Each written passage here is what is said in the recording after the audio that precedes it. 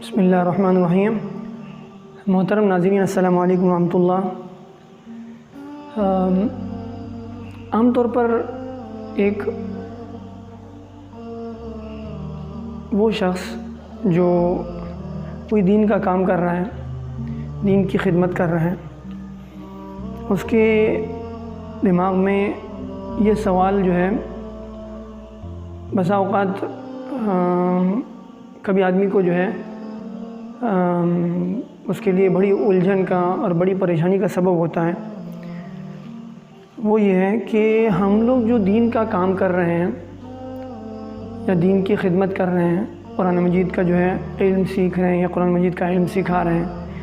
یا پھر جو ہے کسی بھی پلیٹ فارم سے دین کی کوئی بھی خدمت کر رہے ہیں، جیسے جو ہے کسی مسجد میں جو ہے امامت کی، خطابت کی جو ہے خدمت انجام دے رہے ہیں، یا پھر کوئی اور کام جو دین کا کام ہے، جو اللہ کی رضا کے لیے کیا جانے والا کام ہے، وہ کام کر رہے ہیں اور اس سے ہم کو دنیا کا جو ہے فائدہ حاصل ہو رہا ہے، تو کیا یہ عمل جو ہے اللہ کے یہاں قبول ہو سکتا ہے؟ کیا پھر یہ عمل جو ہے آخرت کے لیے سمجھا جائے گا یا نہیں؟ یہ ایک سوال ہے، تو ذرا سا اس کو سمجھنے کی ضرورت ہے۔ ایک ہوتا ہے انسان دین کے کام کو دنیا کے لیے کرتا ہے، اور ایک ہوتا ہے انسان دین کے کام کو آخرت کے لیے کرتا ہے لیکن اس کو دنیا کا فائدہ حاصل ہوتا ہے۔ تو یہ دونوں بات جو ہے تھوڑا سا مختلف ہے، ان میں فرق ہے۔ مثال کے طور پر دیکھیے، ایک آدمی جو ہے، حدیث میں آتا ہے، اللہ کے رسول نے فرمایا کہ جو آدمی دین کا علم سیکھنے کے لیے کہیں کسی راستے پر نکلتا ہے تو وہ اللہ کے راستے میں مجاہد کے درجے میں ہوتا ہے۔ من خرج فی طلب العلم فهو فی سبیل اللہ۔ اسی طرح سے اس بات کو بھی آپ جانتے ہوں گے کہ جو آدمی اللہ کے راستے میں جہاد میں نکلتا ہے تو اگر اس کی نیت یہ ہے کہ لوگ مجھے بہادر کہیں اور مجھے ڈھیر سارا جو ہے مال غنیمت حاصل ہو، اس نیت سے وہ اللہ کے راستے میں نکلتا ہے تو حدیث میں آتا ہے کہ اس کا جہاد اللہ کے یہاں معتبر نہیں ہے۔ لیکن کوئی آدمی جو ہے آخرت کو مقصد بنا کر کے اللہ کی رضا کے لیے، اللہ کے دین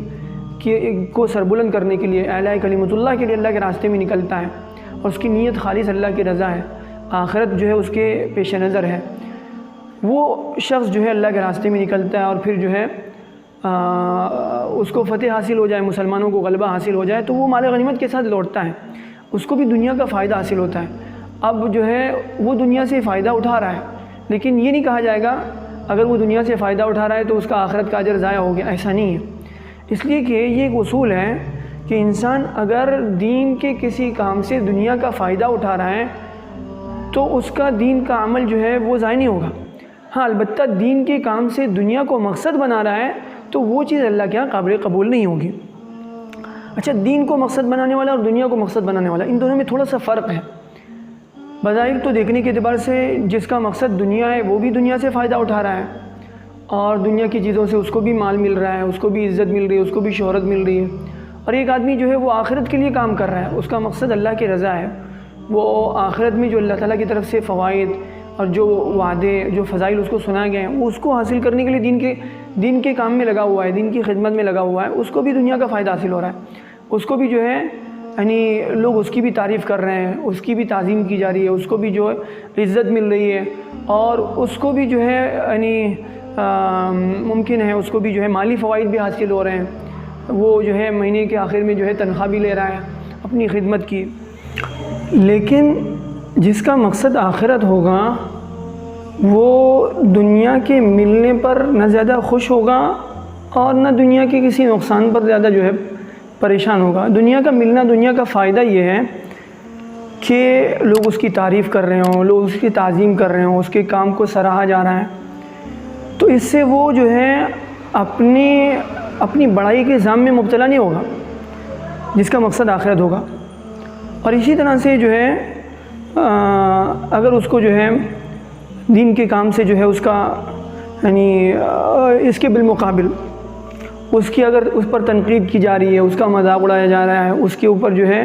اس کو جو ہے اس پر منفی جو ہے تبصرہ ہو رہا ہے تو اس سے بھی وہ زیادہ پریشان نہیں ہوگا۔ ہاں، البتہ یہ فطری چیز ہے کہ انسان کو جو ہے اس کی تعریف سے اس کو فطری طور پر خوشی ہوگی، اور جو ہے اس پر اگر جو ہے تنقید کی جائے، اس کا جو ہے اس کا مذاق اڑایا جائے،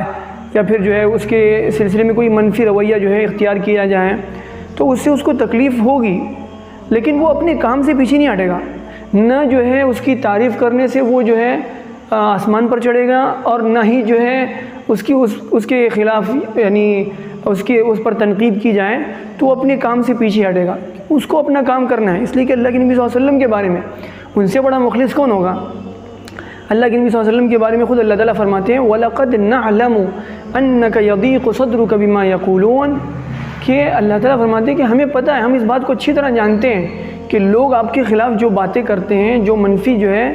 یعنی تبصرے آپ کے خلاف کیے جاتے ہیں، یا جو آپ کا مذاق اڑایا جاتا ہے، آپ پر جو ہے جھوٹے الزامات لگائے جاتے ہیں، اس سے آپ کو تکلیف ہوتی ہے، اللہ کے نبی صلی اللہ علیہ وسلم کو تکلیف ہو رہی ہے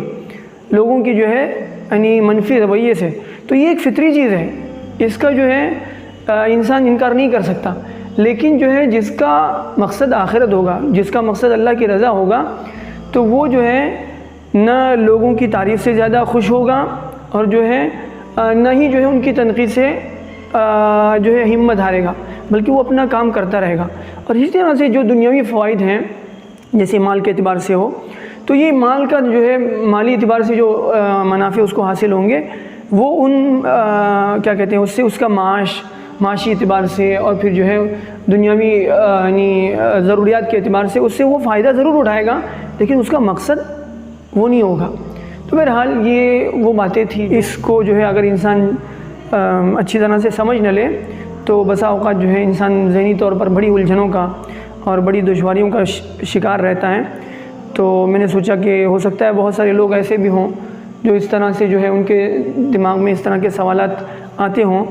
اور وہ اگر جو ہے ہو سکتا ہے ان باتوں سے جو ہے ان کو کوئی راستہ مل جائے، تو اس لیے میں نے جو ہے سوچا کہ آپ لوگوں کے ساتھ اس کو شیئر کیا جائے۔ ٹھیک ہے، اللہ تعالیٰ جو ہے ہمیں ان باتوں کو سمجھنے کی اور جو ہے صحیح طور پر اللہ تعالیٰ ہمیں صحیح فہم عطا فرمائے، اور اگر کوئی بات جو ہے وہ غلط ہو گئی ہو تو وہ اللہ اس کو معاف فرمائے، اور اگر صحیح بات ہو تو اللہ اس کو قبول فرمائے۔ السلام علیکم ورحمۃ اللہ وبرکاتہ۔